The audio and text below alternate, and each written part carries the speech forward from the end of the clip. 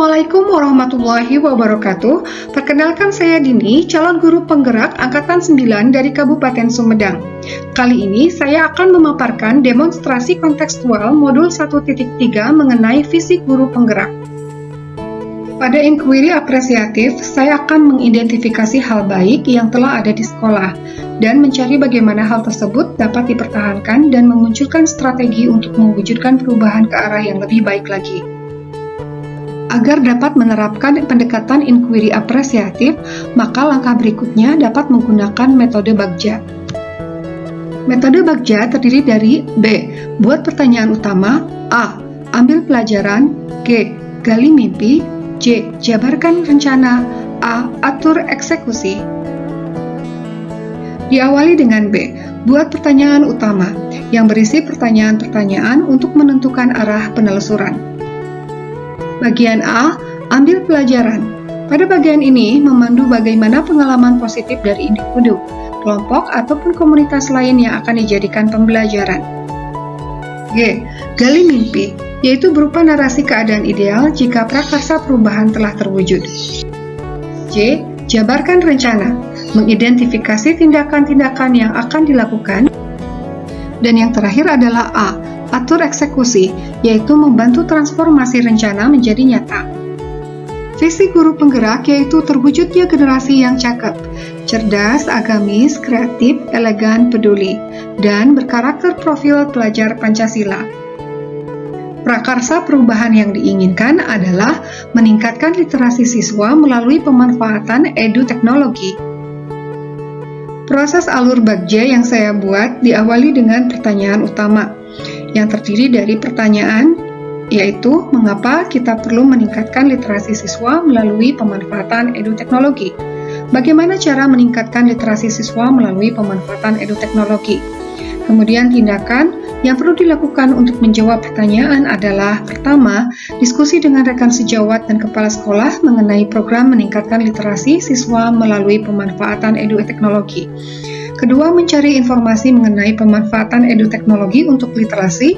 Ketiga, melakukan observasi untuk mengetahui sejauh mana minat siswa terhadap literasi.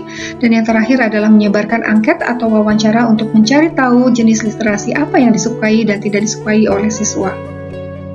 Pada ambil pelajaran, pertanyaannya adalah, siapakah guru di sekolah yang sudah berhasil melaksanakan program literasi?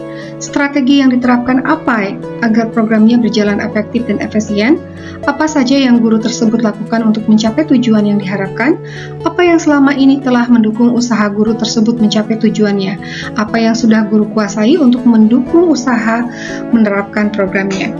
Sedangkan tindakan yang perlu dilakukan untuk menjawab pertanyaan itu adalah mencari guru atau tokoh yang pernah dan berhasil mengembangkan program literasi, mencari informasi bagaimana cara guru tersebut membuat dan mengembangkan programnya, dan mencari sumber referensi jenis, metode, strategi, dan media yang digunakan dan dapat diterapkan untuk meningkatkan literasi siswa.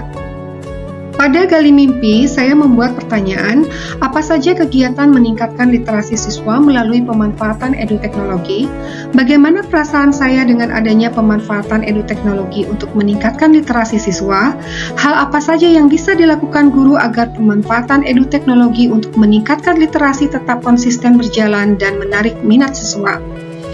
Adapun tindakan yang perlu dilakukan untuk menjawab pertanyaan adalah membuat gambaran tentang kegiatan yang akan dilakukan untuk meningkatkan literasi siswa melalui pemanfaatan edu-teknologi, membuat deskripsi tentang hal-hal yang menunjukkan peningkatan ke arah terwujudnya pendidikan yang cakep sesuai profil pelajar Pancasila, membuat gambaran peserta didik yang mempunyai kemampuan literasi tinggi sehingga peserta didik tersebut berhasil terwujud sebagai peserta didik yang cakep sesuai profil pelajar Pancasila.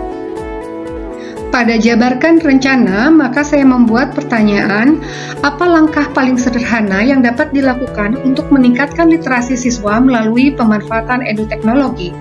Apa langkah terobosan yang dapat dilakukan untuk meningkatkan literasi siswa melalui pemanfaatan edu-teknologi, dan bagaimana cara untuk mempertahankan agar pembiasaan yang sudah ada tetap berjalan konsisten?